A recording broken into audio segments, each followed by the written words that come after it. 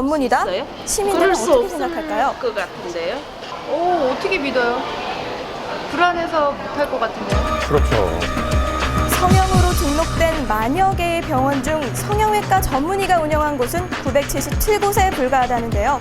약 90%가 비전문이라는 겁니다. 사실은 굉장히 까다로운 수술 중에 하나입니다. 경험이 많지 않은 분들이 많은 그런 그 부작용과 문제점 그리고 이제 환자의 불만족을 야기시키는 그런 경향이 있습니다.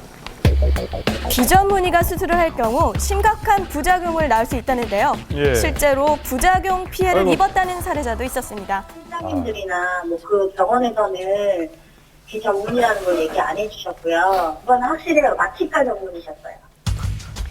그러나 비전문의가 성형수술을 해도 법적으로 아무런 문제가 없다고 합니다. 문제가 없어요. 우리나라 의료법 제33조를 보면 일반 의의 경우에도 그 의원을 개설해서 진료를 하는 부분에 있어서의 특별한 제한은 없습니다. 아하. 성형외과 간판을 보면 전문의와 비전문의를 구분할 수 있도록 되어 있지만 현실은 이조차도 지키지 않는 곳이 많아 일반인은 구별이 쉽지 않다고 합니다.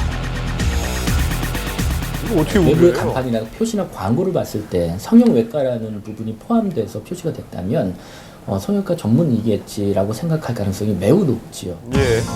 성형의 인기가 높아지자 너도 나도 성형 분야에 뛰어들면서 기형적으로 성형외과 비전문의가 늘어나고 있는 것인데요. 성형외과는 뭐 피부과 그런 건 잘 안 되잖아요. 정형외과도 그렇고 요즘에 그러니까 성형이 아무래도 이제 돈이 된다는 그런 생각을 하고 성형외과 진료하는 의사들이랑 똑같아요.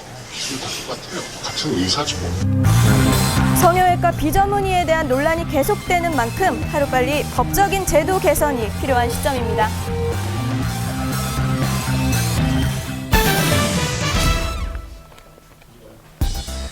치료를 위해 먹은 약 때문에 오히려 병을 얻었다면 어떠시겠습니까?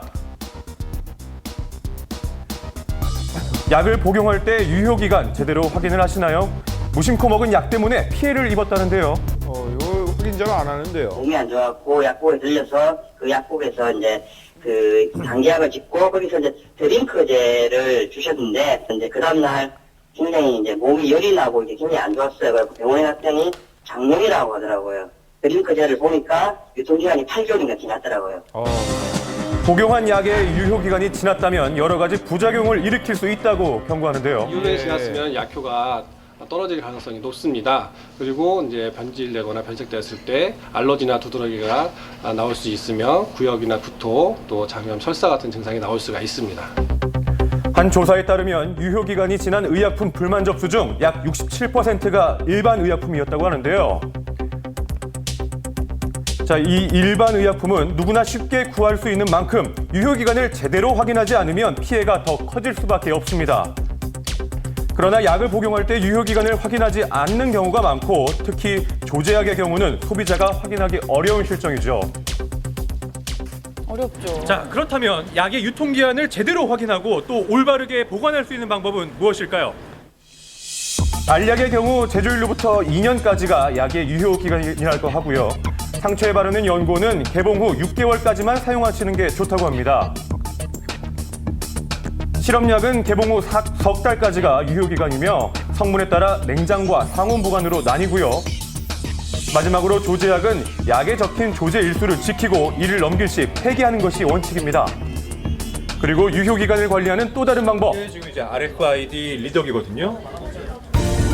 제조사와 유통업체에서 유효기간을 체계적으로 관리하기 위해 도입한 것인데요. RFID 태그를 찍으면 약의 유효기간이 표시돼서 효율적으로 관리할 수 있지만 아직은 초기 단계에 머무르고 있습니다. 건강을 지키기 위해 먹는 약, 올바른 약 사용으로 더 이상의 피해는 없애겠습니다.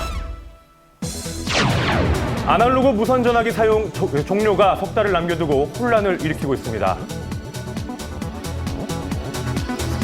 내년 1월 1일부터 아날로그 무선 전화기로 걸려오는 전화를 받기만 해도 과태료 200만 원이 부과된다. 쓰지 못하게 하는 것도 문제인데 뭐 과태료를 내게 하는 것도 좀 200만 원 과태료를 왜 내, 거기다가. 말도 안 되는 소리지. 자, 논란이 일자 미래창조과학부에서는 해명에 나섰는데요. 단속 및 과태료 부과와 같은 조치는 하지 않을 계획이며 이용자들이 충분한 시간을 두고 자연스럽게 무선 전화기를 교체할 수 있도록 관련 대책을 준비 중에 있습니다. 내년부터 사용이 중단되는 건